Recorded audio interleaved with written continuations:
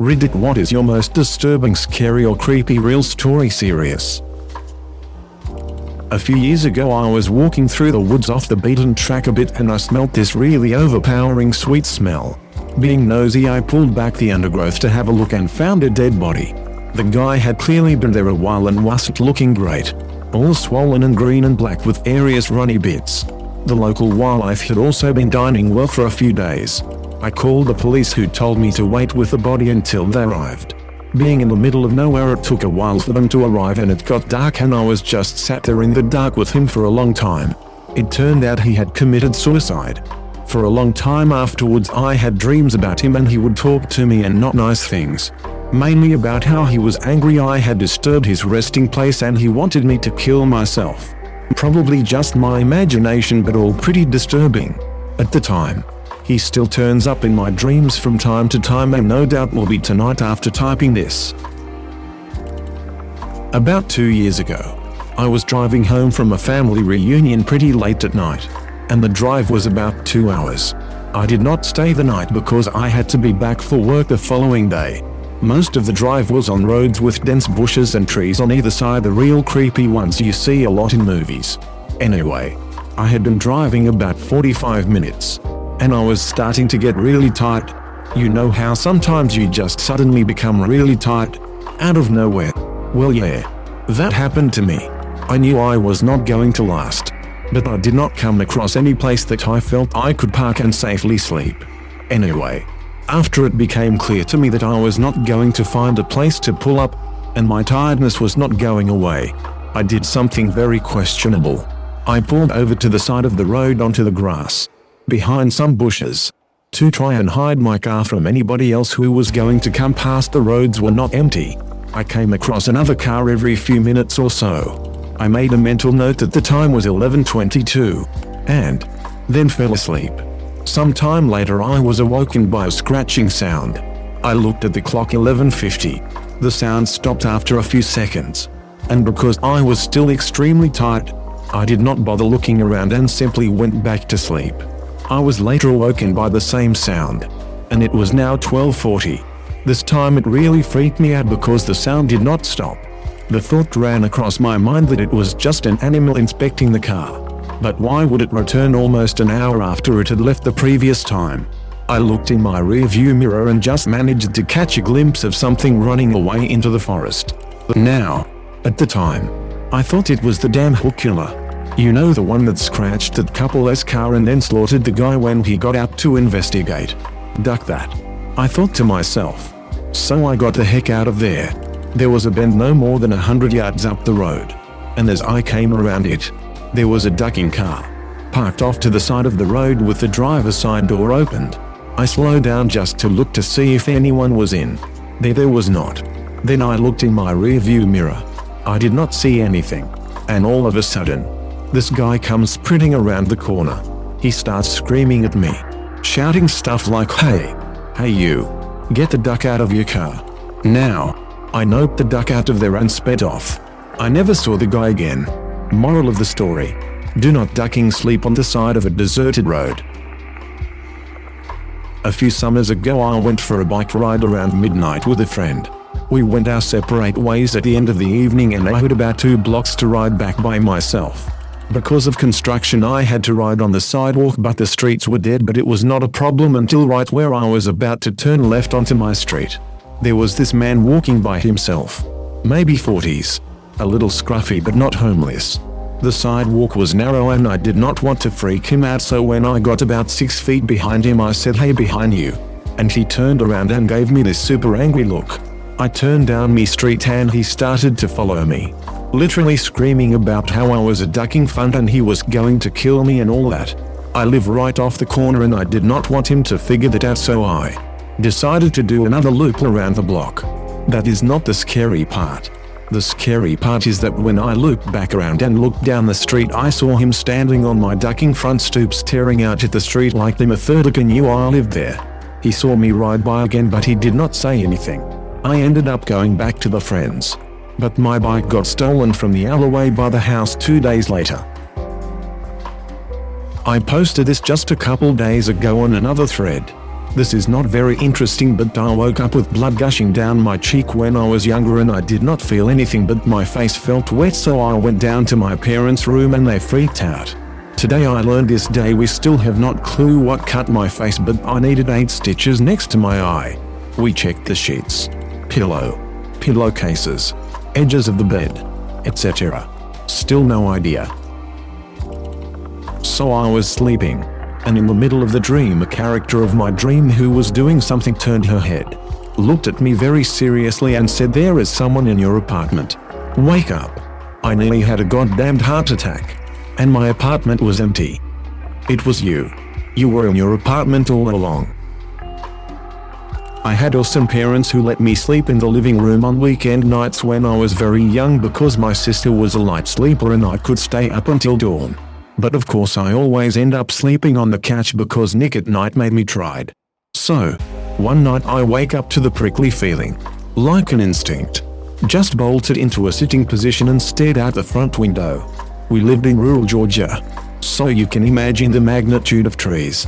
In perfect light cast from the moon, I see a silhouette of someone in this ducking tree.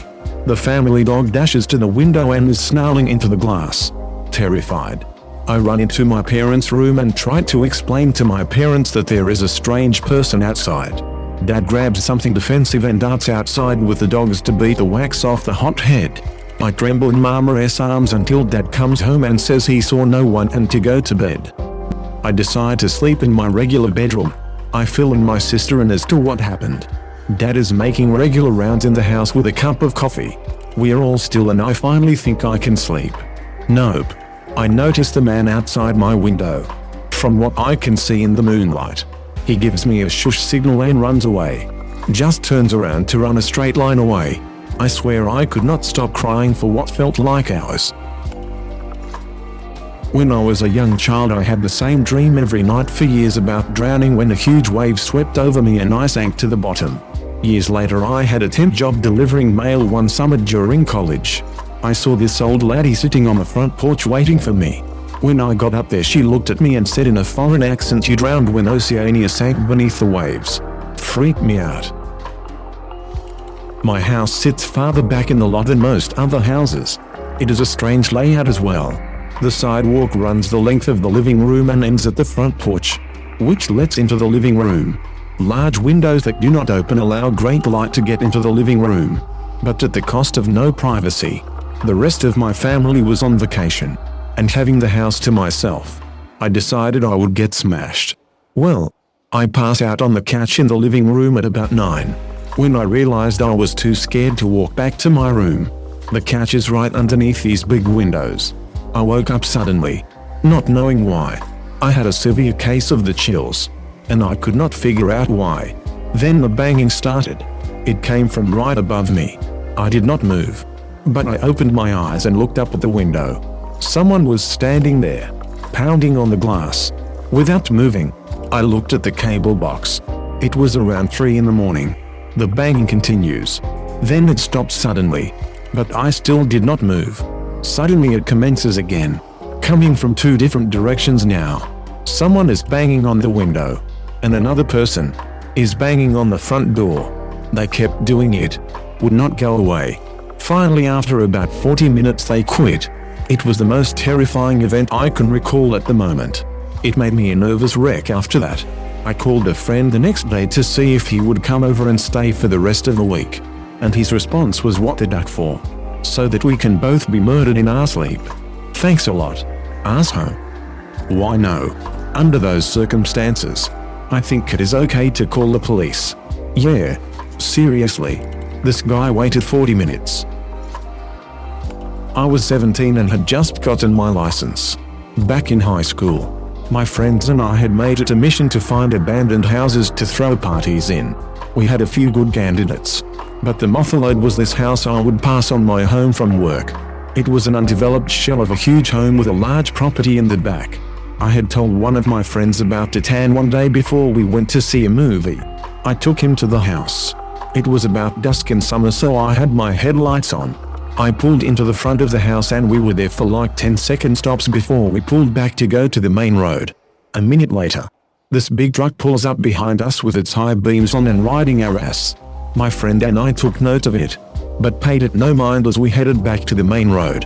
At the light, I turned right, but the truck cut through the gas station at the corner and blocked us off. Out of the truck comes this big hulk of a man, and my friend and I are shitting our pants. He raps on the window and I roll it down. Now, the really freaky part is that there's a busy road and now there was no one in sight. He asks us what we were doing at the house, and I quickly lied and said we were making a U-turn.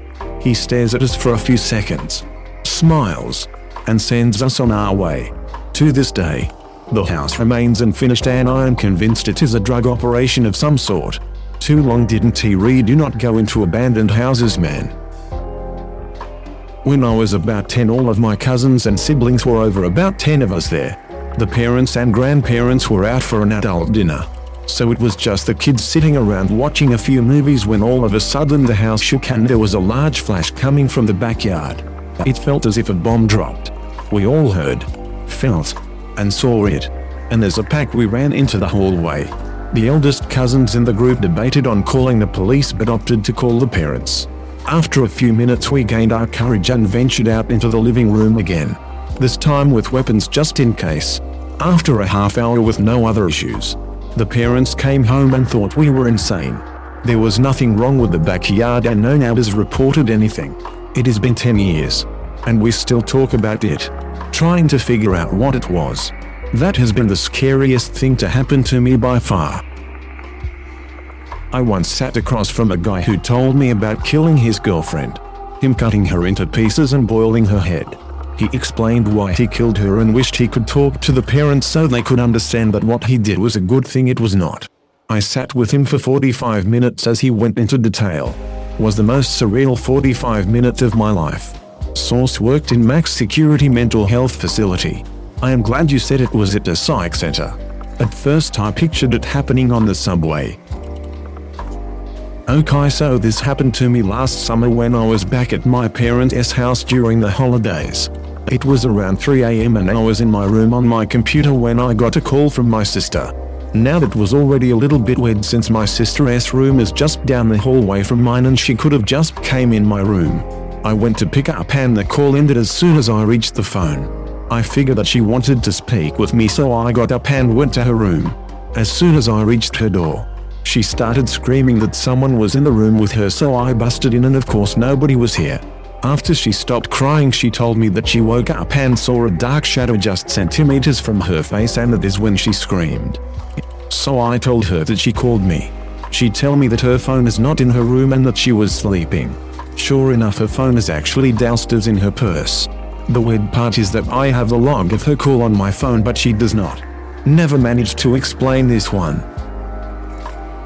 I was delivering a hot tub to this contractor realtor in this fancy gated community near Branson, MO. When I arrived, the construction workers were in charge of telling me where the thing was supposed to go. It was going on the 4th floor balcony, but because of the way the house was built, the 4th floor was ground floor. The other 3 floors were on the side of a hill, but the driveway was even with the first 4th floor entrance, if that makes sense. So, lot of construction going on. But to get the hot tub on the balcony, I had to make a ramp, take it from the drive, down into the yard, up a ramp to the porch, through the living room door, across the living room, out the back patio doors onto the deck. Problem with this was, the deck wasn't finished. A huge section of decking was missing. They had literally installed only enough decking so that I could go from the patio doors to the far corner of the deck where the hot tub would sit. There was no railing. The hot tub weighed 900 pounds and it was a 4-story drop if I fell. The construction workers volunteered to help me. We got it out onto the deck, crossed the narrow bridge of installed decking to the corner, and I was about to lay it down. You move these on a dolly while the hot tub is on its edge. For clarification, laying it down is not that hard. You tilt it, bring it down to your lap, grab the strap securing it to the dolly and lower it to the deck. It is very controlled and I did done it thousands of times. However, this deck was not finished, so the contractor wanted to leave it on its edge. It is a lot harder to take it off when it's standing up, because the dolly is under a 900-pound tub. But I have done it before. I told them that we would have to put blocks under one side of the dolly, tilt the tub and pop the straps to release the dolly so it could be removed from the area. Then you tilt the hot tub back, remove the blocks and then set the hot tub down on the deck. Problem: the deck was not wide enough to allow me to do this safely. I popped the strap on the hot tub, put the blocks under, and I tilted the hot tub, but that put me with my feet 4 inches from the edge of the deck with nothing but 4 stories of air behind me. We were able to free the dolly on one side, but not the other. The hot tub had to be leaned over further toward me. I tell everyone to freeze and they do. I did not want anyone messing with it because I had to shift my feet back 5 inches so my heels were off the deck. I am freaking out. But it is all going smooth. I have a construction worker on each side of me helping support the tub, 3 construction workers freeing the dolly, and 1 useless worker playing with the strap that is going to secure the tub to the house so that the wind does not blow the tub over. We are inches from having the dolly freed when one of the construction workers freeing the dolly gets impatient and kicks the corner of the tub to dislodge it from the dolly. It works for him. But unfortunately for me, I did not have my feet set yet. I shout at time falling. The 2 guys beside me take the weight of the tub, but no one can get to me. My arms are windmilling. I am bent almost double backwards trying my damnedest to stay on the deck. I can see the boulders down below out of the corner of my eye. I am falling and there is not anything I can do about it. I feel myself go. I am falling. My heels slip out from under me and no one can reach me. But then suddenly, I am flying forward. Something is under the small of my back and it's slamming me into the bottom of the tub. The dolly is removed and the tub stood up with me hugging it before I find out what saved me. The useless guy playing with the strap had already secured one end to the house.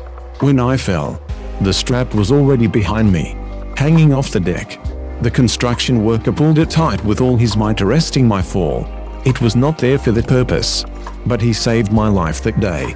I would have been dead if not for him. I thanked him by sending him and his wife and kid to Breckenridge, Colorado for Christmas. It was actually a vacation I did saved for and was about to surprise my wife and daughter with. But I felt he deserved it more. Plus, my wife and daughter did not know anything about it. Yeah, that was one of my most scariest moments ever. Too long didn't he read fell off a 4th floor deck. But construction worker saved me at the last moment. So I rewarded him with a vacation to Breckenridge, Colorado.